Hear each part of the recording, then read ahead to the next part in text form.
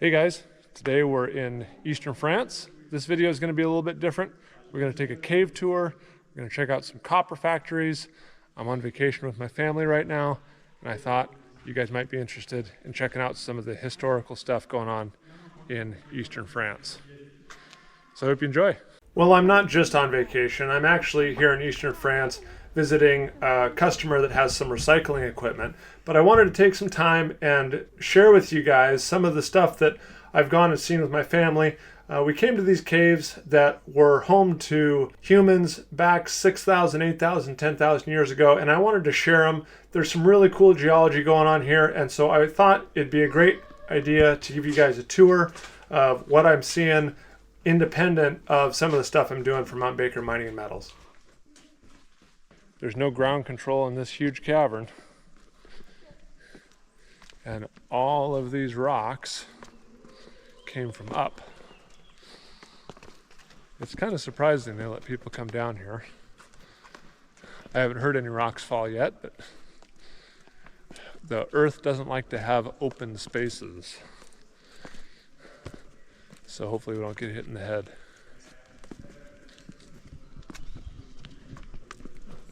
All right, we're going into the cave here. Let's see what we can find.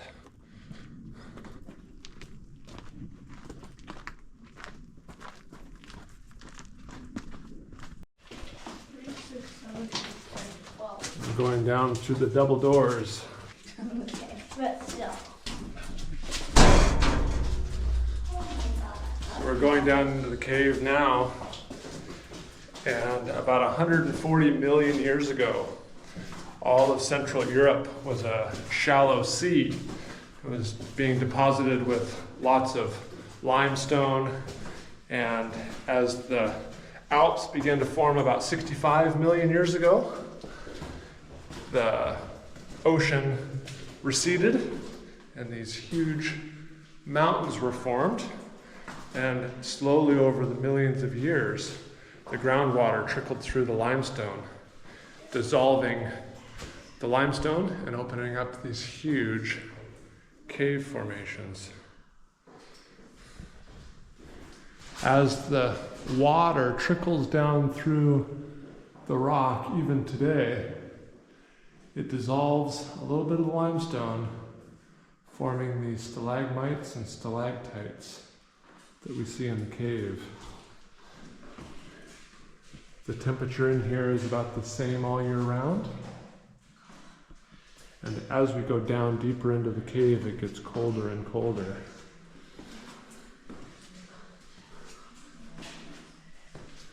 Up here it's about 15 degrees Celsius, and down at the bottom it gets down to about 4 degrees, which in Fahrenheit is about 40 or 42, I believe. And these formations took millions of years to form. Drip by drip by drip. Yeah, it's a big chimney. It goes up 10 to 15 meters, it says. Amazing formations. And even where the stalactites have broken off, new ones are forming. Here's this one that broke off. You can see the rings formed over hundreds, thousands, or tens of thousands of years. And as the minerals in the groundwater change, the color changes and forms these rings. It's constantly dripping water.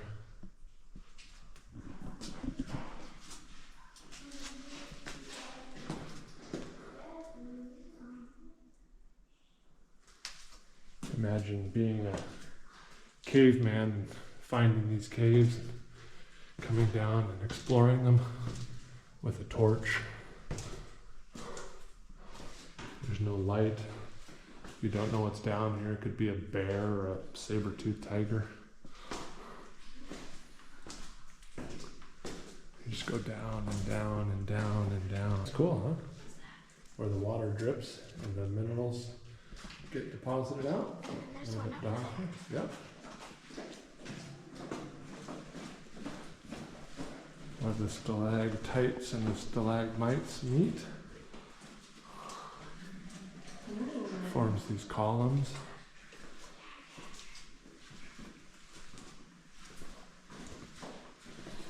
It takes about an hour and a half to walk through the caves. So these are quite extensive.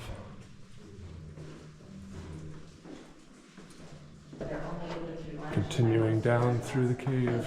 Oh, look at that. It's like a little crib for Yeah. creatures. It's cool on the lighting. Yeah. These limestone caves are very similar to what you see in the Midwest. Very similar geology. There's also some caves in Arizona, south of Tucson, I've been in that are very similar. But pretty much anywhere you have limestone bedrock and groundwater interactions, you can get some cave formations. And these caves can be very, very impressive. Ooh, look at this shelf. How do you think it got so flat? Ah, the calcareous table. As you can see, this unusual concretion is horizontal. This can be explained as follows.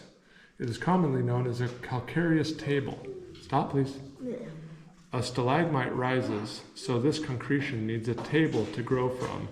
This table was made of alluvial and material deposits left by the water. The calcite crystallized on the table during several thousand years during an interglacial period. The increase in volume of the water washed away the deposits, leaving the table suspended to the rock face. That's cool. Another one. That is cool. Wow.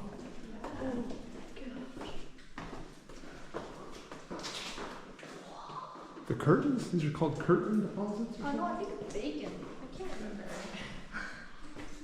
That's impressive. That goes up, what, 20, 30 feet? Yeah. I'm sure it looks like bacon though. A big gallery. Yeah.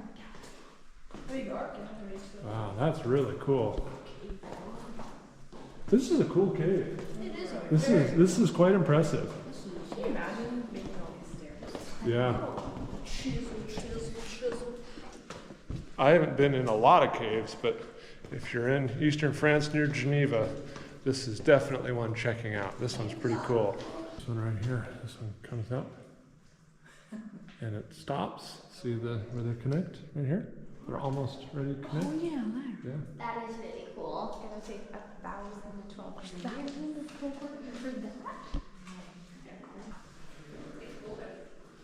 It is getting colder, you're right. Because how we're going down. We're going down and the cold air sinks to the bottom. Wow. This is really cool.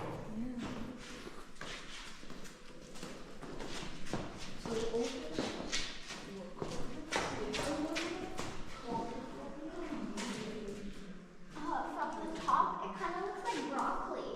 It does kind of look like broccoli, doesn't it? Yeah. Like little Well, broccoli also, flowers. It looks like cauliflower. This looks like burnt broccoli. Right here, Dad. Dad. This looks like burnt broccoli. It does, yeah.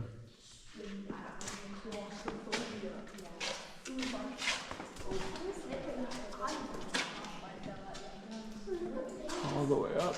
I don't know if you can see it in the light.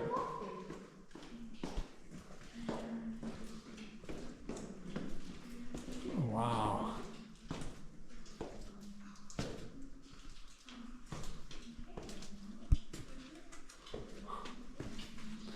It's like you're going on family vacation tour with Jason today. Okay, watch your head. I don't need to. I'm short. I don't know if there was a fault or just a joint, but I think we've been following this joint all the way down, which was probably the access for the water to come through and dissolve. Active water dripping Making more and more stalactites. We come in these caves and we think that they're kind of dead caves. They've been here like this forever, and they're constantly evolving and growing, just like they're still alive. Every drip of water is bringing down more material. Looks like somebody stepped in there. So it's dry in the middle, it says. Let's take a look underneath. Okay.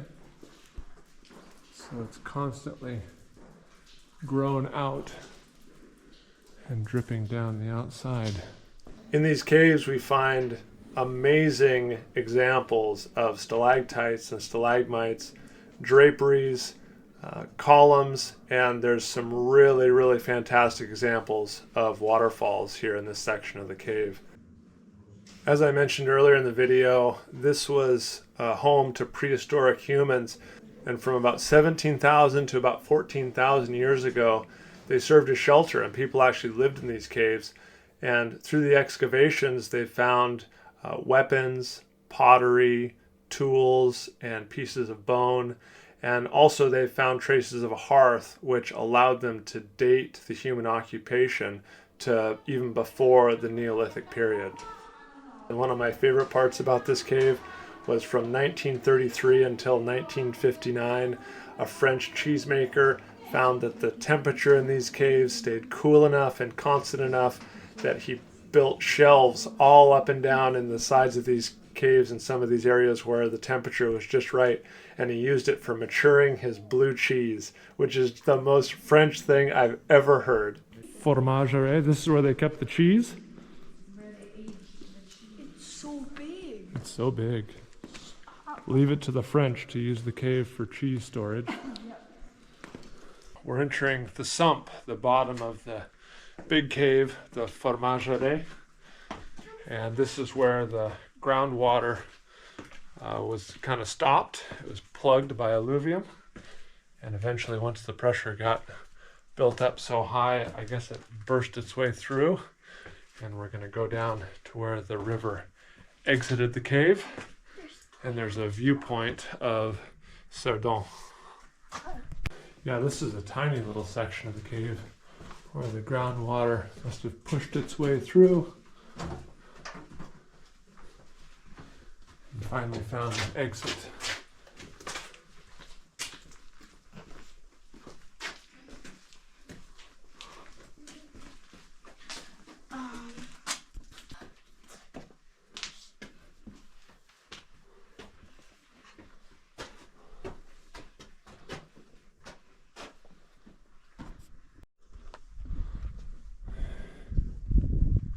And here is the viewpoint from the exit of the cave. The town of Cerdon, down in the valley. This is cool.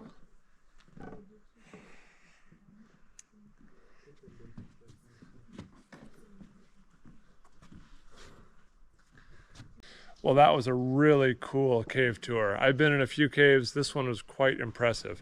If you're ever in eastern France between Lyon and Geneva, check it out. I'll put the information in the description below.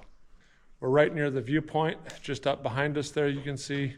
They've done some excavations here. They found bones, ash, up to 3 meters deep, confirming that this was inhabited in prehistoric times before 6,000 years ago. It sounds like it was the ideal spot. It was temperate, away from the wind. You had a great view of the valley.